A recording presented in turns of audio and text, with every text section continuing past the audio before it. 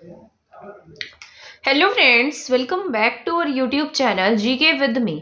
तो आज की ये जो हमारी क्लास रहने वाली है ये रहेगी आपकी एसएसटी के अकॉर्डिंग। ये आपका चंडीगढ़ पीआरटी और इसके साथ साथ जैसे आपका चंडीगढ़ एनटीटी का एग्जाम है उसके सिलेबस के अकॉर्डिंग रहने वाली है। बट अगर आप मान लीजिए DSSB का एग्जाम भी दे रहे हैं या फिर आप कोई अदर एग्जाम्स दे रहे हैं तो उसके लिए भी इंपॉर्टेंट रहेगी। मैंने आपको एक वीडियो में बताया था कि मैं आपको सारा सिलेबस जो है वो एसएसटी का आपके according to topic wise complete कराने वाली हूँ जो आपके सिलेबस में दिया गया है। ठीक है, तो इस क्लास को आप देख सकते हैं चाहे फिर आप किसी भी एग्जाम की प्रिपरेशन कर रहे हैं। बट ये क्लास जो है वो अकॉर्डिंग टू रहेगी चंडीगढ़ पीआरटी और एनटीटी के सिलेबस के अकॉर्डिंग। ठीक है, तो आप इस क्लास को लास्ट तक देखिएगा, आपके लिए यूजफुल रहेगी। अब ये क्लास स्टार्ट करने से पहले मैं बता देती हूँ, मान लीजिए आपने इससे पहले वाली क्लासेस नहीं देखी है तो आप उन क्लासेस को देख कर आइएगा, क्योंकि मैं उससे आगे इन क्लासेस को कंटिन्यू कर रही हूँ। मैंने 6 to 7 क्लासेस करा रखी हैं जिसमें मैंने वैदिक पीरियड करा रखा है, 2 क्लासेस हो गई हैं शायद वैदिक पीरियड की, तो वो आप देख कर आइएगा। अदरवाइज आपको ऐसे समझ में नहीं आने वाला है, आपको लगेगा कि पता नहीं मैं तो कहाँ से स्टार्ट कर दिए हैं क्लासेस को। तो आप पहले वो क्लासेस देख लीजिए एंड देन इस क्लास को देख लेना, ठीक है, तो यूजफुल रहेगी। तो अब हम स्टार्ट कर देते हैं वैदिक सभ्यता के बारे में पढ़ना। बट इससे पहले मान लीजिए जैसे मैंने आपको 2 क्लासेस कराई थी, बट उसको स्टार्ट करने से पहले, इस क्लास को स्टार्ट करने से पहले मैं आपको एक बार रिवाइज करा देती हूँ कि मैंने पहले वाली क्लासेस में आपको क्या क्या कराया था, ताकि आप इससे कनेक्ट कर पाए। ठीक है, मान लीजिए नहीं भी देखी होंगी तो भी आप ये जो क्लास आपको समझ में आ जाएगी एक बार अगर हम रिवाइज कर लेंगे तो। ठीक है, तो अब स्टार्ट कर देते हैं, आपका ज्यादा टाइम नहीं लेते हैं। तो यहाँ पर जैसा कि आप देख रहे हैं वैदिक पीरियड आपके सिलेबस में दिया गया है, वैदिक सिविलाइजेशन। तो ये क्या है, वैदिक पीरियड है। आपको पता है हड़प्पा सभ्यता का जो अंत है वो 2350 से 1750 तक के बीच का टाइम पीरियड रहा था। लेकिन 1750 से 1500 के बीच का जो टाइम पीरियड है वो कहीं भी उल्लेख नहीं किया गया है। तो उसके बाद स्टार्ट हो जाता आपके यहाँ पर वैदिक सभ्यता। ठीक है, तो ये 1500 से स्टार्ट होगा। तो इस समय वैदिक सभ्यता जो है, मतलब ये मैंने आपको करा दिया था कि 2350 से 1750 तक का हड़प्पा पीरियड रहा। उसके बाद ना क्या हुआ कि यहाँ पर ऐसा कहावतें थी कि सेंट्रल एशिया से कुछ लोग चलकर आए जो हमारे सप्त सिंधु प्रदेश में आकर बस गए थे। और ये कैसे लोग थे, बहुत आक्रामक थे। इन्होंने जो हड़प्पा सभ्यता में लोग रह रहे थे उनके ऊपर आक्रमण किया होगा, जिसकी वजह से जो हड़प्पा सभ्यता के लोग हैं या हड़प्पा सभ्यता है वो खत्म हो गई, या फिर ये लोग आगे सेंट्रल एशिया की तरफ, सेंट्रल इंडिया की तरफ मूव कर गए। यानी कि आज के MP छत्तीसगढ़ के जो ट्राइबल एरियाज है, ऐसा कहा जाता है वहां पर आज भी हड़प्पा सभ्यता वाले लोग ही पाए जाते हैं। जो लोग सेंट्रल एशिया से चल के आए थे, ऐसा कहा जाता था कि ये लोग कैसे थे, कलर में फेयर थे और खुद को क्या कहते थे कि हम क्या हैं, आर्य हैं, बेस्ट है। आप सोचेंगे कि मैं इतनी फटाफट क्यों करा रही हूँ, ये आपकी बस रिवीजन है। ठीक है ना, ये मैं आपको रिवाइज करने के तरीके से बता रही हूँ ताकि आप एक बार इसको रिकॉल कर ले कि हमने पहले वाली क्लास में क्या पढ़ा था। थोड़ी स्टोरी की फॉर्म में बता रही हूँ एंड देन जो क्लास स्टार्ट होगी आज की वो मैं आपको अच्छे से एक्सप्लेन करके समझाऊंगी। तो लास्ट तक बने रहिएगा, ये कंफ्यूजन में मत रहिएगा कि ढंग से नहीं पढ़ाया जा रहा है। तो आप पहले वाली क्लासेस देख कर आइएगा, ये सिर्फ रिवाइज के तरीके से मैं आपको समझाने की कोशिश कर रही हूँ। तो सेंट्रल एशिया के लोग जो थे उनका कलर कैसा था, फेयर था। लेकिन जो हड़प्पा सभ्यता के लोग थे उनका कलर कैसा था, डार्क कॉम्प्लेक्शन था। तो ये खुद को क्या कहते थे कि हम क्या है, आर्य है, द बेस्ट है। इनका कलर कैसा था, फेयर था, तो खुद को आर्य कहा। जिनका जो बाकी कलर, जो डार्क कलर के लोग रह गए हड़प्पा सभ्यता के, उनको इन्होंने क्या कहा कि वो कैसे है, अनार्य है।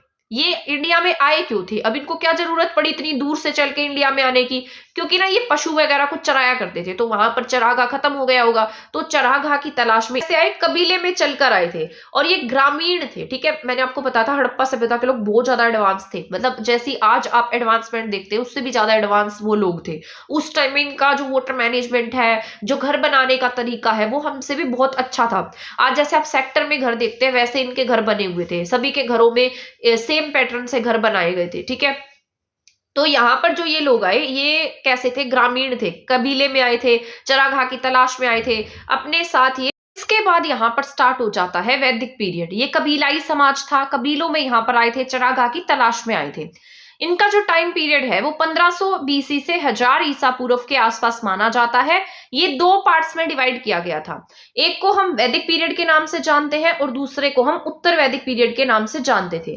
वैदिक पीरियड जो था वो 1500 से 1000 ईसा पूर्व के बीच में था और उत्तर वैदिक पीरियड की बात करते हैं तो ये 1000 से 600 ईसा पूर्व के बीच में डिवाइड किया गया था।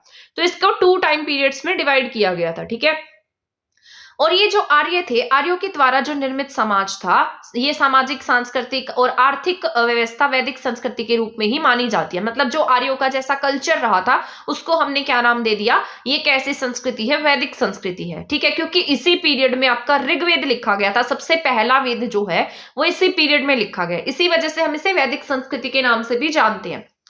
1500 से 600 ईसा पूर्व के कालखंड को ही हम वैदिक पीरियड कहते हैं। बाकी जितने भी वेद थे वो बाद में लिखे गए, पर पहला जो ऋग्वेद है वो वैदिक पीरियड में लिखा गया था। इस सभ्यता के संस्थापक आर्य थे, क्योंकि इनको हम क्या कहते थे, आर्य सभ्यता भी कहा जाता था। मतलब ये इनके जो संस्थापक है वो आर्य थे, इसीलिए हम इस सभ्यता को आर्य सभ्यता के नाम से जानते हैं।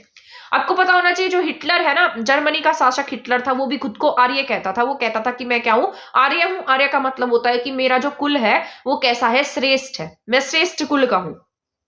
इसके अलावा कुछ ऐसे साक्ष्य मिले हैं जिससे हम क्या कह सकते हैं कि जो आर्य थे वो सच में ही सेंट्रल एशिया से चल के आए थे। जैसे ईरान की एक पुस्तक है जेंदा अवेस्ता और बोगजगोई अभिलेख, उसमें जो आर्य हैं उनके ईरान से भारत आने के साक्ष्य का पता लगता है। अब अगर हम वैदिक पीरियड की बात करते हैं, वैदिक पीरियड या ऋग्वेद पीरियड कह सकते हैं इसको, इसका टाइम पीरियड 1500 से 1000 ईसा पूर्व के बीच में रहता है। इसकी जानकारी हमें ऋग्वेद से भी मिलती है। ऐसा कहा जाता है कि जो वैदिक सभ्यता के लोग थे वो कैसे थे, ग्रामीण लोग थे, वो कबीले में आए थे, अस्थायी जीवन जीते थे, जहां पर उनका चरागाह समाप्त हो जाता, एक स्थान को छोड़कर वो दूसरे स्थान पर चले जाते थे। सप्त सैंधव प्रदेश में निवास करते थे, और इनकी जैसे सप्त सैंधव प्रदेश में कौन सी नदियां आती हैं, तो 5 नदियां जो हैं आज के पंजाब की हैं, और इसके साथ साथ 2 और पवित्र नदियां थी, जिसमें से एक सिंधु नदी है और एक आपकी सरस्वती है। ठीक है, तो इसका नाम था JCB-SR सिंधु सरस्वती। जे से क्या था आपका झेलम था, सी से चेनाब, बी से ब्यास, एस से सतलुज, आर से रावी। तो ये कुछ 7 नदियां थी, इसी के आसपास इनकी सभ्यता है जो विकसित हुई थी। इसके अलावा ये मैं बता चुकी हूं आपको, इनका निवास स्थान की अगर हम बात करते हैं तो पूर्वी अफगानिस्तान, इसके साथ साथ जो आपका पंजाब है, उत्तर प्रदेश है, यहां तक ये रहते थे। तो ये ऋग्वेदिक आर्यों का निवास स्थान था, इसको मैंने मैप के साथ में आपको समझाया था। ठीक है, इसके बाद अगर हम इसकी रचना की बात करते हैं तो इस काल की जो प्रमुख रचना है वो ऋग्वेद था। आर्यों के मूल निवास को लेकर विद्वानों में अलग अलग मतभेद पाए जाते हैं। तो किसी विद्वान ने कुछ कहा है, किसी विद्वान ने कुछ कहा है, बट जो ज्यादा ऑथेंटिक है वो यही है कि ये सेंट्रल एशिया से चल के आए थे। अगर भारत की बात करें तो सप्त सैंधव प्रदेश में आकर रहे थे। ठीक है, इसके बाद यहाँ पर सप्त सैंधव प्रदेश से बिलोंग करते थे। दयानंद सरस्वती जी ने कहा कि कहां से आए, तिब्बत से आए थे। और जो हमारे बाल गंगाधर तिलक जी है वो क्या बोले कि ये नॉर्थ पोल से चल के आए थे। ठीक है, तो बस ये साइंटिफिक बातें नहीं है। यहाँ पर मैक्स मूलर था जिसकी बात को हमने ऑथेंटिक माना। मैक्स मूलर जर्मनी का रहने वाला था। इसने प्रूफ के साथ में बताया कि ये कहां से आए हैं, सेंट्रल एशिया से आए हैं, जिसकी बात को आज तक हम ऑथेंटिक मानते हैं। एशिया माइनर या फिर बोगजगोई अभिलेख से यह स्पष्ट हो जाता है कि जो आर्य थे वो सेंट्रल एशिया से चल के आए थे। इसमें कुछ मुख्य नदियों के बारे में मैंने आपको बताया था, जैसे सह से सतलुज था, सह से शतुद्री था, रावी परुषणी था। ठीक है, तो रवि नाम किसका है, पुरुष का है, ये मैं आपको याद करा चुकी थी। चेनाब अस्किनी है, झेलम वित्सत्ता है। ठीक है, अगर किसी की सत्ता होगी तो हमें उसे क्या करना पड़ेगा, झेलना पड़ेगा। तो जिसके नाम में पीछे सत्ता आएगा वो क्या, कौन सी नदी का नाम था, झेलम का नाम था। व्यास बिपाशा सेम टू सेम जैसे नाम है, गोमत गोमती वैसा ही नाम देखने को मिल रहा है। घग्गर दृश्वती ये अलग नाम है, सिंध सिंधु का नाम है। ठीक है, इतना तो मैं आपको समझा चुकी थी। इसके अलावा सप्त सैंधव प्रदेश को क्या कहा गया, देवकृत योनि कहा गया। ब्रह्म ऋषि देश किसे कहा गया है, सरस्वती और सिंधु नदियों के बीच के स्थान को क्या कहा गया, ब्रह्म ऋषि देश कहा गया। आर्यव्रत जो हिमालय पर्वत का एरिया है और विंध्याचल पर्वत तक फैला हुआ है, वो क्या, कौन सा एरिया कहलाता था, आर्यव्रत कहलाता था। ठीक है, यूपी की बेल्ट तक विस्तृत था ये। ब्रह्म आर्यव्रत जो है ये सबसे छोटी बेल्ट कही जाती थी। ये सरस्वती और दृश्वती नदियों के आसपास विकसित सभ्यता थी।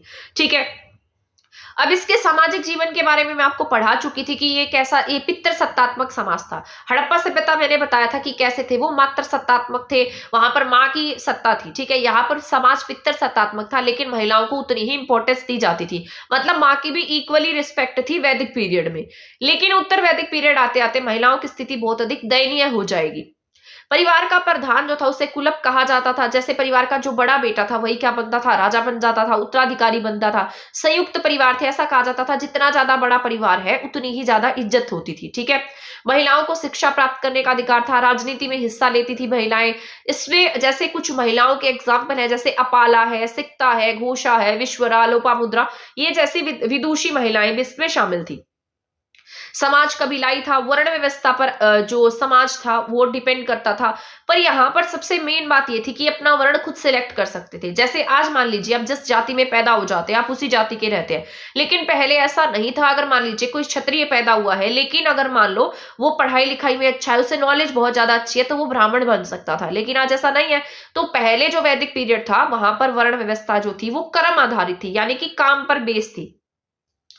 ठीक है, तो ये कैसे थे? वर्ण आधारित थी। और एक एग्जाम्पल और भी मैं आपको दे सकती हूँ। वैसे तो आज हमारा समाज जो है, हम एक तरीके से कहेंगे कि वर्ण व्यवस्था पर आधारित नहीं है, क्योंकि ये काम पर आधारित था। ठीक है, मतलब वर्ण व्यवस्था पर हमारा समाज आज आधारित नहीं है, जाति व्यवस्था पर आधारित है। ये दोनों बातें अलग अलग हैं। वर्ण व्यवस्था पर आधारित कैसे नहीं है? क्योंकि मान लीजिए अगर आप मान लो टीचर बनना चाहते हैं, तो इसका मतलब ये नहीं है कि आपके पिताजी टीचर रहे होंगे तभी आप टीचर बनेंगे। ठीक है, तो आज अगर आपका मन करता है तो आप अपनी मर्जी से कोई भी व्यवसाय चुन सकते हैं। लेकिन जो उत्तर वैदिक पीरियड था, तब तक आते आते ये समाज इतना डिक्लाइन हो गया कि मान लीजिए किसी के पिता जो है टीचर है उस टाइम में, तो उसका बेटा टीचर ही बनेगा। अगर मान लीजिए कोई शूद्र का काम कर रहा है, तो अगर उसमें अगर काबिलियत भी है तो भी वो क्या बनता था? शूद्र बनता था। ठीक है, तो ये उत्तर वैदिक पीरियड आते आते डिक्लाइन मोड में हो गया था। लेकिन वैदिक पीरियड में ऐसा नहीं था। वैदिक पीरियड में जिसका जो मन करता वो अपना व्यवसाय अपने कर्म के आधार पर सिलेक्ट कर सकता था। ठीक है, यहां तक आया समझ में? कंफ्यूज नहीं होना है, जैसे मैं पहले बोल गई थी। ये विभाजन जन्म मूलक ना होकर कैसा था? वर्ण मूल था, यानी कि वर्ण यानी कि कर्म आधारित था। और इसमें कहा गया कि जो ब्राह्मण थे वो किससे पैदा हुए? परम पुरुष के मुख से पैदा हुए थे। क्षत्रिय भुजाओं से, वैश्य जांघों से और शूद्र पैरों से उत्पन्न थे, ऐसा कहा गया था। ठीक है, वर्ण व्यवस्था का उल्लेख 10वें मंडल में मिलता है। मान ली ये 10 मंडल थे, इस टाइम पर 10 मंडल लिखे गए थे। 10वें मंडल में किसके बारे में बताया गया कि किसकी उत्पत्ति कहां से हुई है? प्रारंभ में ऐसा कहा जाता था कि सिर्फ 3 वर्ण थे, एक वर्ण शूद्र वर्ण को बाद में ऐड किया गया था। ऋग्वेद में पूछेगा कितने मंडल है, तो आपको क्या टिक करना है? 10 मंडल टिक करना है। 2 से 7 तक जो मंडल लिखे गए थे वो सबसे पहले लिखे गए थे। ठीक है, यानी कि सबसे ओल्डेस्ट मंडल हम इसको कह सकते हैं, जिसमें गोत्र जाति इन सबकी जानकारी देखने को मिलती थी। 1, 10 और 8 मंडल जो है ये सबसे बाद में लिखे गए, यानी कि सबसे नए मंडल थे। 9वां मंडल बीच में लिख दिया गया। 3रा मंडल जो है वो विश्वामित्र जी को समर्पित है। इन्होंने गायत्री मंत्र जो है वो 3रे मंडल में ही लिखा है। भारद्वाज को 6ठा मंडल समर्पित है। ठीक है, अगर हम 7वें मंडल की बात करते हैं तो ये आपका मोस्ट इंपोर्टेंट है। इसमें क्या कहा गया? 10 राज्य युद्ध की बात की गई थी। इसमें 5 आर्य थे और 5 क्या थे? अनार्य थे, जिनके बीच में क्या हुआ था? युद्ध हुआ था। ठीक है, ये सारा मैं एक्सप्लेन कर चुकी हूँ, तो पूरा डिटेल से नहीं बताऊंगी, सिर्फ रिवाइज कराऊंगी, अदरवाइज हमारी क्लास आज रिवीजन में ही चली जाएगी। इसके बाद अगर चौथे मंडल की बात करते हैं तो कृषि पर आधारित था। ये 57वां श्लोक जो है वो किसका था? मतलब कृषि पर आधारित था। ठीक है, वैसे टोटल इसके ऊपर 24 मंत्र लिखे गए थे, लेकिन श्लोक एक ही था, जिसमें संख्या कितनी हो सकती थी? जो मंत्र है उनकी संख्या 300 हो सकती है मैक्सिमम, बट इसमें कितने मंत्र थे? 24 मंत्र थे।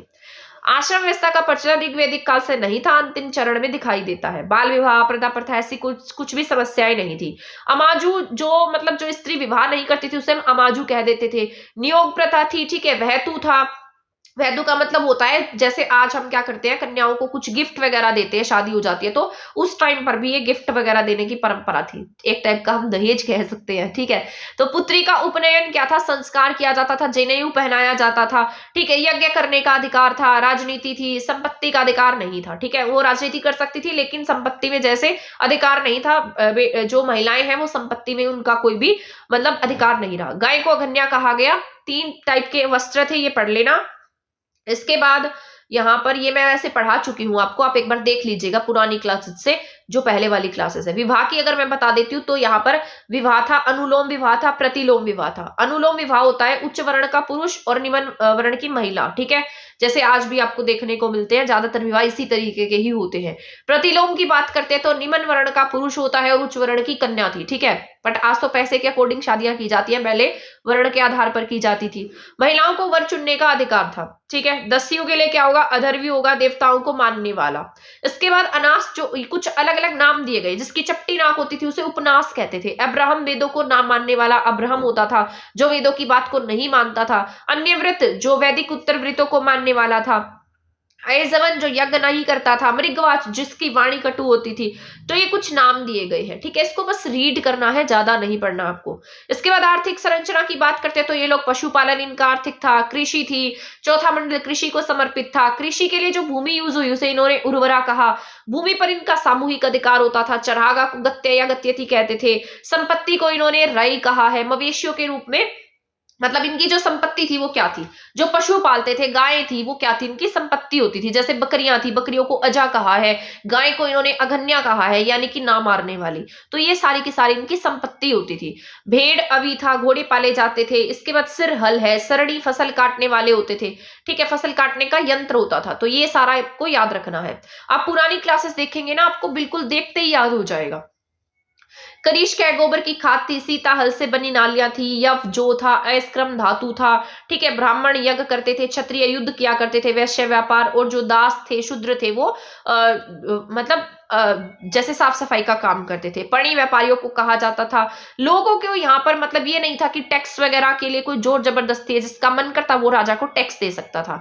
जैसे बलि कहा जाता था। बलि का मतलब ये नहीं है जैसे आज की जो बलि होती है जीव जंतुओं को मारना, ये बलि वो वाली बलि थी। जैसे मान लो किसी का मन करता है, किसी के घर में कोई अनाज है वो जाकर दे देगा, ठीक है, किसी को कोई ज्यादा गाय पकड़ के ले आया तो एक गाय गिफ्ट में कर दी, तो वो बलि कही जाती थी। जरूरी नहीं है कि मारने वाली बलि थी, ये सिर्फ दान टाइप की बलि थी, ठीक है। जैसे चढ़ावा कहा जाता था या उपहार कहा जाता था। ऋण जो भी ऋणदाता होते थे उनको सूदखोर कहते थे। गवेषणा ये इंपॉर्टेंट वर्ड है, जो ऋग्वेदिक पीरियड है, गवेषणा शब्द का यूज हुआ है, ये किसके लिए हुआ है, गायों के युद्ध के लिए हुआ है। ये लोग गायों के लिए बहुत युद्ध किया करते थे, क्योंकि इनका जो मेन सोर्स था वो गायें होती थी। ऐसा कहा जाता था जिसके पास बहुत ज्यादा गायें होती थी वो श्रेष्ठ कबीला बन जाता था, यानी कि वो उतना ही पावरफुल होता था। यहाँ पर घोड़ा बहुत ज्यादा उपयोगी था। हाथी, बैल, ऊंट, गाय, भैंस, बकरी, ये सारे के सारे जंतु जो हैं वो इस टाइम पर इंपॉर्टेंट थे। गाय धार्मिक और आर्थिक दृष्टि से इंपॉर्टेंट थी। सरस्वती का जो नाम है वो क्या कहा गया, नदी तमा कहा गया है, ठीक है। विनिमय के लिए निष्क का उल्लेख मिलता है। अब हम यहाँ पर राजनीतिक जीवन की बात करते हैं तो 5 कबीले थे जिन्हें पंचजन्य कहते थे।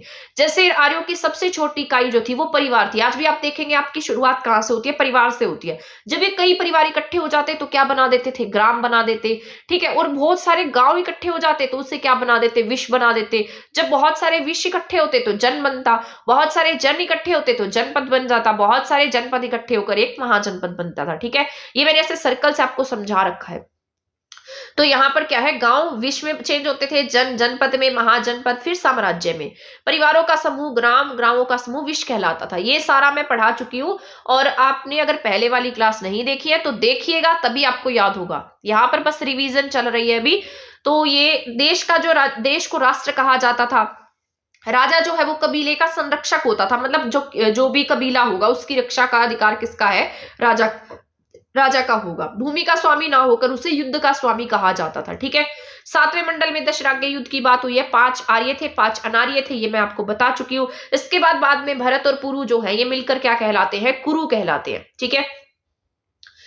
राजा समेत टोटल 12 रानियों का उल्लेख मिलता है। 12 ये क्या थे, आज के मंत्री थे, ठीक है। 12 ये मैंने क्या लिखा है, इसको एक बार छोड़ देना, ठीक है, इस पॉइंट को छोड़ दीजिएगा।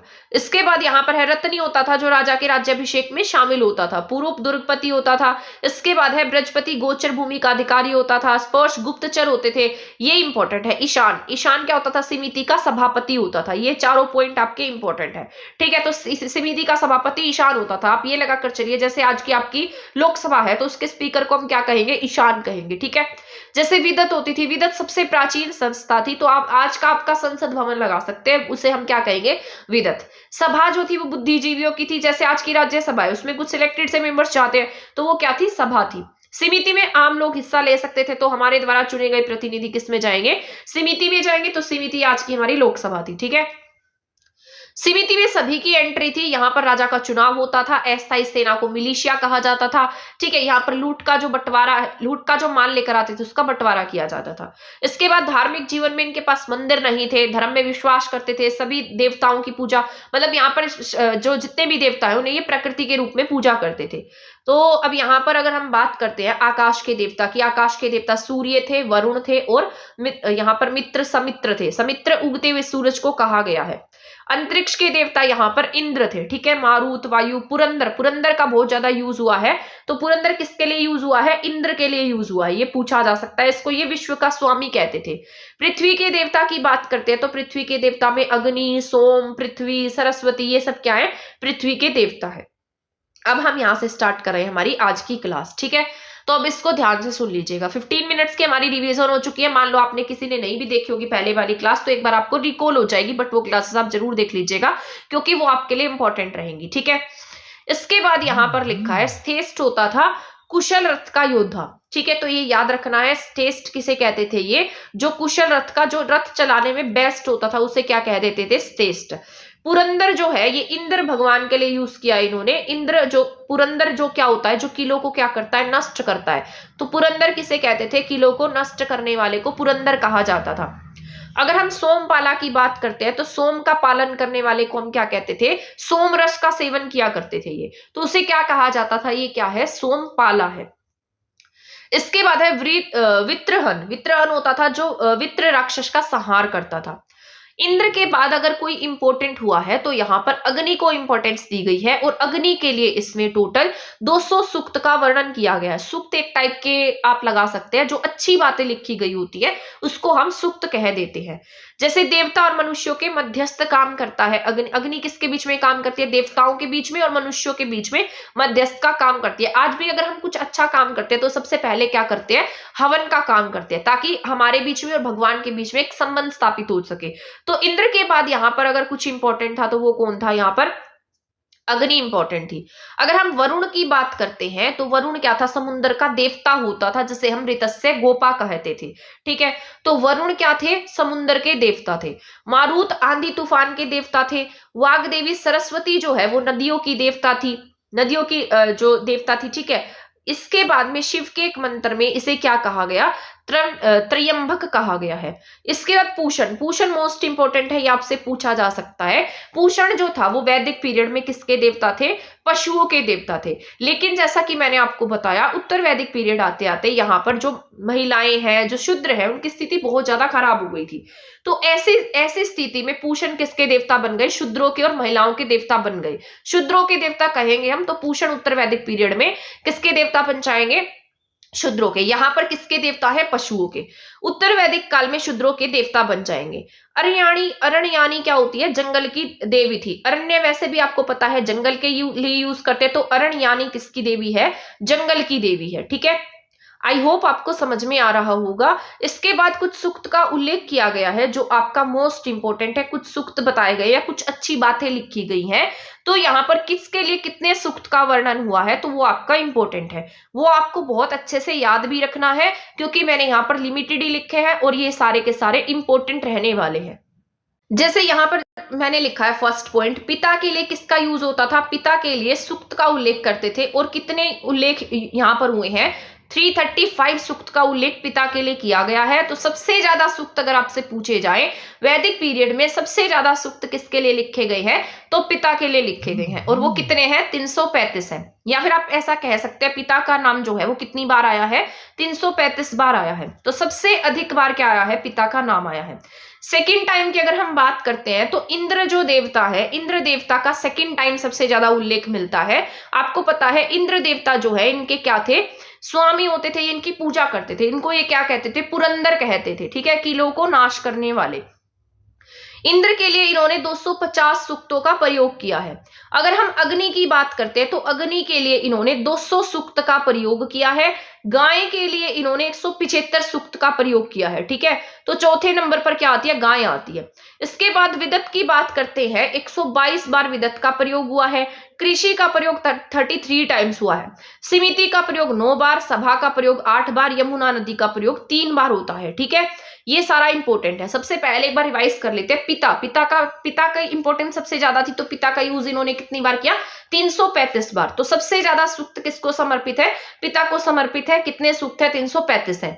इसके बाद इंद्र की पूजा करते थे ये, तो इंद्र के लिए कितने सूक्त है? 250 सूक्त का यूज किया गया है। अग्नि की बात करेंगे तो अग्नि के लिए 200 सूक्त है।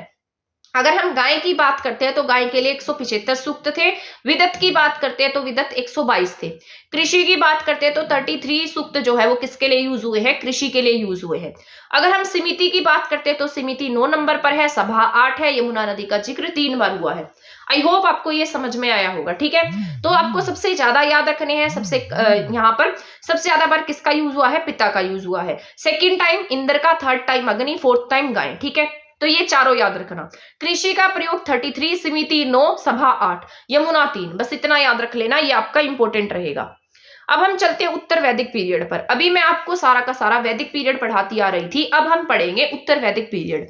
जैसा कि मैंने आपको बताया 1500 ईसा पूर्व से आपके 1000 ईसा पूर्व तक वैदिक पीरियड रहा था, लेकिन जैसे जैसे आगे बढ़ते गए वैसे वैसे स्थिति बहुत ज्यादा डिक्लाइन होने लगी, और यहाँ पर जो टाइम पीरियड है वो आपका 1000 ईसा पूर्व से 600 ईसा पूर्व के बीच में रहने वाला है। ये ऐसा पीरियड है, इसमें बाकी जितने भी वेद हैं वो लिखे जाएंगे। ठीक है, तो उत्तर वैदिक काल की जानकारी जो है वो किसमें मिलती है? अन्य 3 वेदों में मिलती है। जैसे आपका यजुर्वेद है, सामवेद है और अथर्ववेद है। तो इन तीनों वेदों में किसकी जानकारी देखने को मिली है आपको? उत्तर वैदिक पीरियड की जानकारी देखने को मिली है। इस समय आर्यों का जो विस्तार है वो पूर्व और दक्षिण पूर्व की तरफ होने लगा था। मैंने आपको कहा था पहले जब ये आए थे ये सिर्फ इस एरिया में ज्यादा एक्टिव थे। ये जो जम्मू कश्मीर का एरिया, अफगानिस्तान से लगती पट्टी है, यूपी की बेल्ट तक ही सीमित थे। लेकिन अब ये आगे की तरफ विकसित होने लगे, पूर्व की तरफ जाने लगे, दक्षिण पूर्व की तरफ जाने लगे, तथा आर्य पंजाब से कुरुक्षेत्र अर्थात गंगा यमुना दोआब में भी फैल गए थे। ठीक है, तो आई होप आपको समझ में आ रहा होगा। अब ये पहले तो सप्त सैन्य प्रदेश तक थे, लेकिन उत्तर वैदिक पीरियड में कहां पर आने लगे? गंगा नदी के आसपास, यमुना नदी के आसपास, यहां पर भी बसने लगे थे।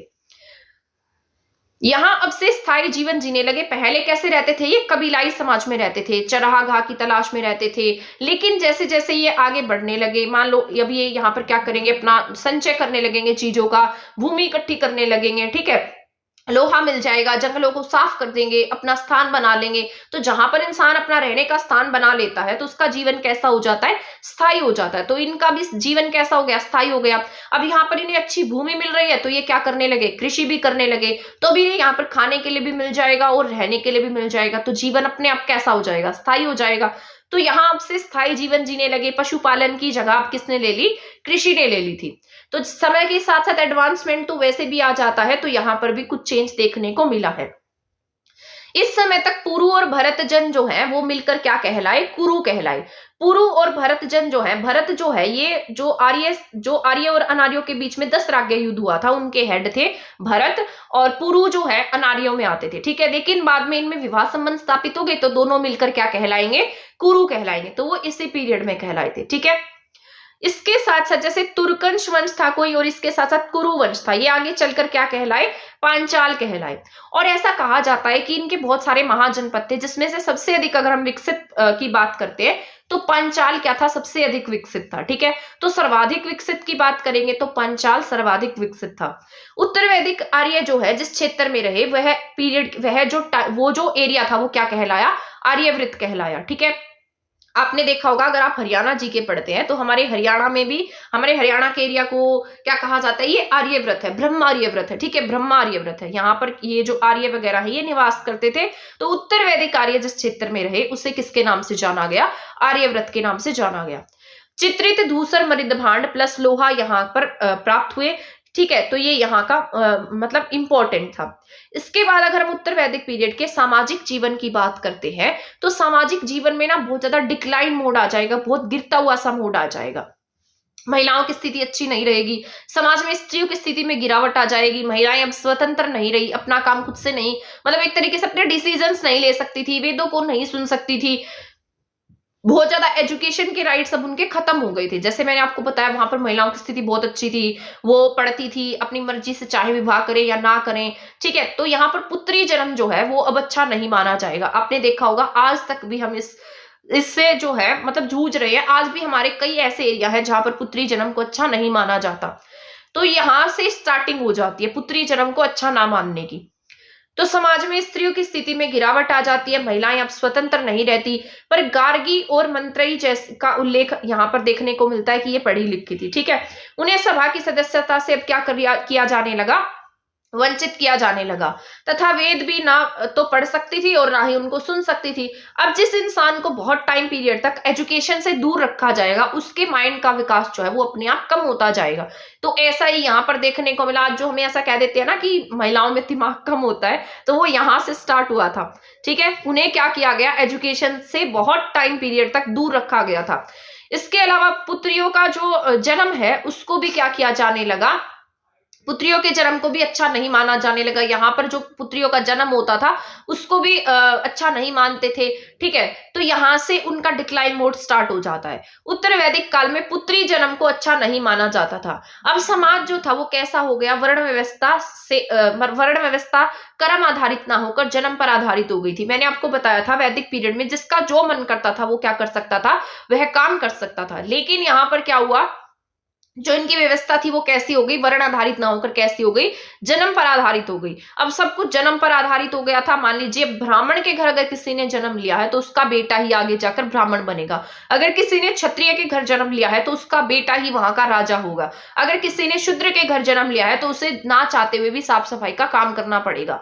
तो समाज जो है वो कैसा होने लगा, कर्म पर आधारित होने लगा, कर्म आधारित ना होकर जन्म पर आधारित होने लगा। ठीक है, इस समय महिला और शूद्रों की स्थिति कैसी हो गई, बहुत ज्यादा खराब होती गई। जीवन जो है आश्रम व्यवस्था पर आधारित हो गया था। ठीक है, तो ये सारे के सारे पॉइंट जो मैं आपको बताती जा रही हूँ आपको याद रखने हैं। अब आश्रम आधारित क्या है, आश्रम आधारित में ना ये सब आते हैं, ब्रह्मचार्य आता है, गृहस्थ जीवन आता है, वानप्रस्थ आता है और सन्यासी आता है।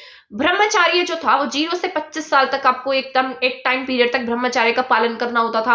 आपको इस तरीके से जंगलों में रहना पड़ता था। जो भी नॉलेज वगैरह है, पढ़ाई वगैरह वो सब करनी होती थी। तो ये ब्रह्मचार्य 0 से 25 साल तक का था।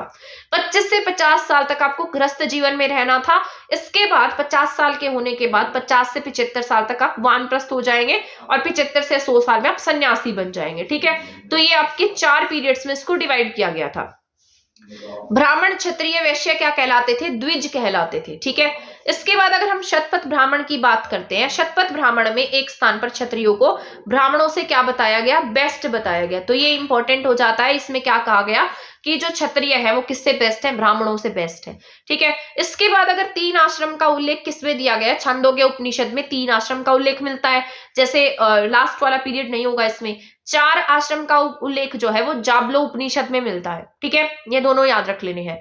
पहले शिक्षा प्लस दीक्षा दोनों ही दी जाती थी। आज क्या मिलती है आपको स्कूलों में, ओनली शिक्षा मिलती है, दीक्षा नहीं मिलती है। अब आप कहेंगे दीक्षा क्या होता है, दीक्षा होता है लाइफ जीने का तरीका, जहां पर मोरल वैल्यूज सिखाई जाती थी, जहां पर लाइफ स्किल सिखाई जाती थी। आपको अपनी लाइफ को कैसे मतलब एक तरीके से अपनी लाइफ को कैसे आगे लेकर जाना है। अगर आप मान लीजिए आपके जीवन में रुकावटें आती हैं तो उनसे कैसे सही होना है, तो ये सब किस में आता था, दीक्षा में आता था। आपको यहाँ पर जीने का ढंग सिखाया जाता था। आपको अपने माता पिता का सम्मान कैसे करना है, हर चीज यहाँ पर सिखाई जाती थी। तो इसे हम दीक्षा कह देते थे, लाइफ स्किल्स में आती थी। ठीक है, तो दोनों ही प्रदान की जाती थी।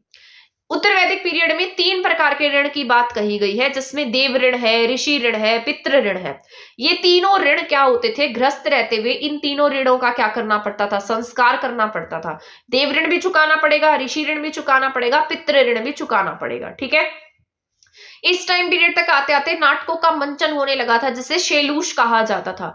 इस काल में परिवर्तन का मुख्य कारण क्या था, लोहा था। ठीक है, यही मैंने आपको बताया था। जो लोहा है, लोहे के आविष्कार ने सबकी ही लाइफ को चेंज करके रख दिया था। और लोहा सबसे पहली बार कहां पर पाया गया, यूपी के अजंती खेड़ा में पाया गया।